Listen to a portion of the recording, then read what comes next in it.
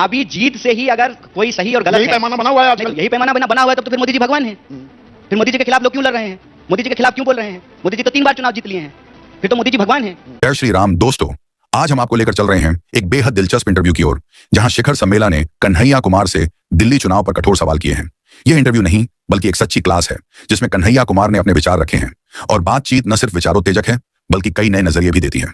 तो दोस्तों, ये वीडियो पूरा देखिए, अपने विचार कमेंट करके जरूर बताइए, वीडियो को लाइक करें, शेयर करें और हमारे चैनल को सब्सक्राइब करना ना भूलें। चलिए शुरू करते हैं। अक्सर आप राजनीति में देखेंगे कि 75 साल के लोग भी अपने आप को युवा ही बताते हैं। जैसे प्रधानमंत्री भी खुद को युवा ही कहते हैं।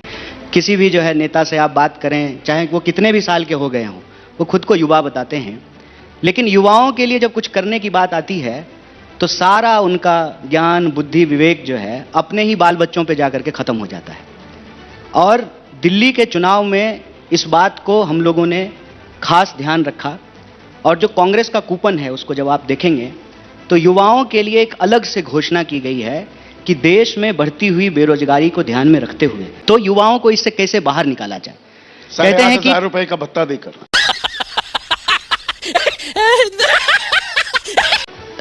कहते हैं कि प्रवृत्ति अगर सही हो और नियत साफ हो तो रास्ता निकाला जा सकता है। नहीं, ये रास्ता मतलब ₹8,500 दे देंगे बेरोजगार को, उसका काम निकल जाएगा। नहीं, ये रास्ता खोज निकाला है कांग्रेस ने। देखिए, good question, you are a good question. ₹8,500 देने से कहते हैं ना कि जहां कुछ नहीं हो रहा है वहां हम एक सकारात्मक शुरुआत कर रहे हैं। कैसा लगा मेरा मजाक? जिस देश में किसी पूंजीपति के बेटे की शादी में 5,000 करोड़ रुपया खर्च किया जाता हो और नौजवानों को 5,000 की भी नौकरी नहीं मिल रही हो। तेरा बाप यहाँ छोड़कर गया था कि तेरी माँ? एक वो अंग्रेजी में फ्रेज है, the proof of the pudding lies in its eating. Himachal Pradesh में आपकी सरकार है, कर्नाटक में आपकी सरकार है, तेलंगाना में आपकी सरकार है। हिमाचल में आपने नई नौकरियां कितनी इजाद की, सृजित की? देखिए, हिमाचल में, तेलंगाना में और कर्नाटक में एक चीज आप नोट करेंगे कि हम लोग कोई ऐसी घोषणा नहीं कर रहे हैं जो घोषणा हम लागू करने में सक्षम नहीं हो। तो रुको जरा, सब्र करो। तनख्वाह देने में भी विलंब हो रहा है हिमाचल में, 2 बार हो चुका है ऐसा। नई नौकरियां सृजित करना तो दूर की बात है। तूतू मैमै की राजनीति में सकारात्मक मुद्दे को गायब कर दिया गया है। कबीर कहते हैं ना कि चलती चक्की देखकर दिया कबीरा रोए, 2 पाटन के बीच में साबुत बचाना कोई। अब हो क्या रहा है कि आम आदमी पार्टी और बीजेपी के बीच में ना ऐसा लग रहा है जैसे चोर सिपाही का खेल नहीं होता था बचपन में, राजा चोर सिपाही, तू चोर मैं सिपाही, मैं चोर तू सिपाही, यही चल रहा है। बीजेपी से पूछेंगे कहेंगे कि वो आम आदमी पार्टी की सरकार है, आम आदमी पार्टी से पूछेंगे वो कहेंगे कि एलजी हमको कुछ करने ही नहीं देते हैं, पुलिस हमारे पास नहीं है, दिल्ली में जो है दिल्ली पूर्ण राज्य नहीं है। तो इस चोर पुलिस के खेल में कांग्रेस कहां है? अरे बाप रे, ये तो धोती खोल रहा है। नहीं, कांग्रेस को छोड़ दीजिए, कांग्रेस को जाने दीजिए। दिल्ली की जनता कहां है? दिल्ली के लोग कहां हैं? तो विकल्प देने के लिए कांग्रेस की सोच की तो बात है ना। चेहरा कौन है? युवाओं की बात हो रही है। आपने बिल्कुल सही कहा, प्रधानमंत्री मोदी 75 साल के हैं, तो आपके सबसे बड़े नेता राहुल गांधी भी 54-55 के नजदीक पहुंच रहे हैं। अब इसमें कोई युवा अपने आप को मुगालता पाले रखे? मैं भी कहूं मैं युवा हूं, मैं तो अपने आप को 20 साल मैं तो नहीं हूं युवा, आप हो सकते हैं। आप युवा हैं, आपको चेहरा क्यों नहीं बनाते? आपको चुनावी मैदान में क्यों नहीं उतारा? चेहरा कौन है कांग्रेस का? सर, भरोसा किस पर करें? जी भैया जी, आप तो चेहरे से काम नहीं चलेगा सर। चेहरे से काम नहीं चलेगा। पॉलिटिकल विल होना चाहिए, पॉलिटिकल थॉट। तो वो कोई दिखाएगा तो? पॉलिटिकल करेक्टर होना। हेडलेस थोड़ा हो सकती है कांग्रेस। दिल्ली में कौन है मुखिया? कौन है दिल्ली में आपका? ऐसे हेडलेस थोड़ी पार्टी है। पार्टी के जो है प्रदेश अध्यक्ष हैं, पार्टी के 70 उम्मीदवार हैं, पार्टी के 40 खबरें आती हैं कि राहुल गांधी इस बात से नाराज हो गए, वो ऊर्जा नहीं दिख रही, वो रणनीति नहीं दिख रही, वो थोड़ा सा कोप भवन में चले गए, फिर बीच में 4 दिन गायब हो गए।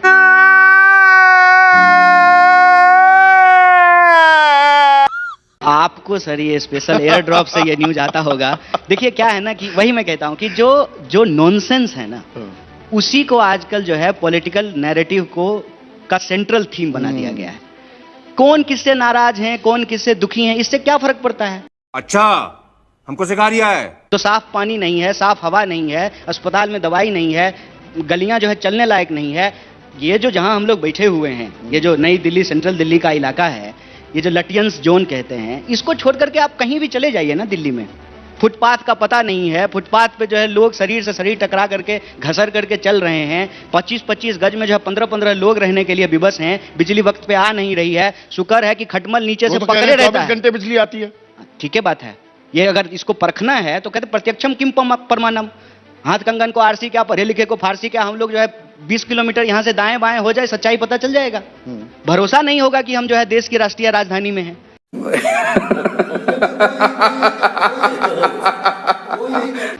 आप चले जाइए आउटर दिल्ली में, आप चले जाइए रूरल एरिया में, आप चले जाइए सबसे ज्यादा मजबूती दिखाती है आम आदमी पार्टी। देखिए, चुनावी जीत से ही अगर कोई सही और गलत यही है, पैमाना बना हुआ है आजकल। नहीं तो यही पैमाना बना हुआ है, तब तो फिर मोदी जी भगवान हैं। फिर मोदी जी के खिलाफ लोग क्यों लड़ रहे हैं, मोदी जी के खिलाफ क्यों बोल रहे हैं? मोदी जी तो 3 बार चुनाव जीत लिए हैं, फिर तो मोदी जी भगवान हैं। नहीं, इस फिर बार तो कहां जीते? आप तो कह रहे हैं 240 पर हमने समेट दिया इस बार। मैं कह रहा हूं अगर ये पैमाना है तो हाँ। ये पैमाना नहीं हो सकता है। चुनाव जीतना सही और गलत का आखिरी पैमाना नहीं हो सकता है।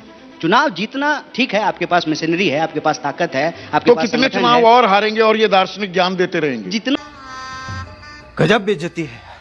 चुनाव जनता हारेगी उतना चुनाव हारेंगे, उसमें क्या है? हारने से दिक्कत नहीं है, हारने से दिक्कत नहीं, दिक्कत यह है कि लोग लड़ना बंद कर दिए हैं। हारिए ना, हारिए, लेकिन कन्हैया तो लड़िए। लड़ते रहते हैं, पर कभी बिहार में भेज दिया जाता है, कभी दिल्ली, और कभी फिर खाली बिठा दिया जाता है। नहीं, खाली हम कभी नहीं बैठते हैं सर, खाली क्यों बैठेंगे? पढ़े लिखे आदमी हैं, पीएचडी किए हैं, किताब पढ़ लेंगे, दुष्यंत की कविताएं पढ़ लेंगे। कोई सेंस है इस बात की? एक बात बताइए, पूर्वांचली इतना बड़ा मुद्दा बना, 30% से ज्यादा पूर्वांचली लोग हैं, आप खुद पूर्वांचली, उसका अपमान सम्मान की बात हो रही है, चेहरा कन्हैया को बना देते बेहतर नहीं होता कांग्रेस के लिए? नाइस। हकीकत है, सवाल यह है कि इससे देश को आगे कैसे बढ़ाया जाए। पर इस इससे निकाला आक्रामक कैसे अंदाज ने के जरिए आपने भी बहुत अपने समर्थक बटोरे हैं, बहुत तालियां बटोरी हैं, जिसको अभी आप गरिया रहे हैं। ये बड़ी अच्छी बात कही आप। तो पर गुस्सा आता है, पर जब आस्था का भी अपमान किया जाता है, आस्था बड़ी निजी होती है, पर यह कह देना कि भाई संगम में डुबकी लगाने से गरीबी दूर नहीं होगी, आस्था पर भी प्रहार कर बैठते हैं। कई आस्था बार पे उन्होंने प्रहार नहीं किया। मल्लिकार्जुन खड़गे की बात कर हमारे रहा हूं मैं। अध्यक्ष जी को रेफर कर रहे हैं, उन्होंने जी। आस्था पे प्रहार नहीं किया। आप अच्छा, हमको सिखा रिया है। पूरे स्टेटमेंट को सुनिए, उन्होंने कहा कि हम किसी के भी आस्था पर कोई प्रहार नहीं कर रहे हैं, हम सबके आस्था का सम्मान कर रहे हैं। लेकिन तर्कपूर्ण होना इस देश में गुनाह कैसे हो गया सर? नहीं, तर्क तो अपनी जगह बिल्कुल ठीक है, पर कोई ईद का मौका हो, कोई मुस्लिम त्योहार हो और वहां नमाज अदा की जा रही हो, आपको नमाज अदा करने से गरीबी दूर नहीं होगी, क्या उसे आप ठीक मानेंगे? देखिए, हम ये नहीं, मुझे मजाक नहीं उड़वाना अपनी चीज का, मैं नहीं बताऊंगा। कह रहे हैं कि धर्म इंसान का व्यक्तिगत मसला है, धर्म इंसान का जो है व्यक्तिगत आस्था है, धर्म का आचरण करना उसकी स्वतंत्रता है, ठीक है। लेकिन जब आस्था विचार से आस्था प्रचार का रूप ले ले, जब धर्म जो है व्यक्तिगत आचार व्यवहार से राजनीतिक व्यापार का रूप ले ले, तो राजनीतिक व्यक्ति होने के चलते एक तर्कपूर्ण बात तो रखना पड़ेगा ना सर। अब ये कह करके जो है, ये कमजोर कड़ी है क्या, कमजोर नस है कांग्रेस की? ये धर्म और आस्था की चर्चा जहां आती है, वो कांग्रेस खुलकर अपनी बात क्या है क्लैरिटी से कहती हुई दिखाई नहीं देती। नहीं, अब कितना क्लैरिटी चाहिए इस वक्त में, जहां पर एक व्यक्ति को उसके धर्म और आस्था के आधार पर उसके राजनीतिक निर्णय को संकुचित करने का, मोड़ने का, कब्जा करने का दौर हो, वहां भी अगर कोई सच बोलने की हिम्मत कर रहा है, और हमने कहा है कि अगर आप वोट दीजिएगा धर्म के नाम पर तो आप स्कूल की इच्छा बंद कर दीजिए, अगर आप वोट दीजिएगा जात के नाम पर तो आप अस्पताल की इच्छा बंद कर दीजिए।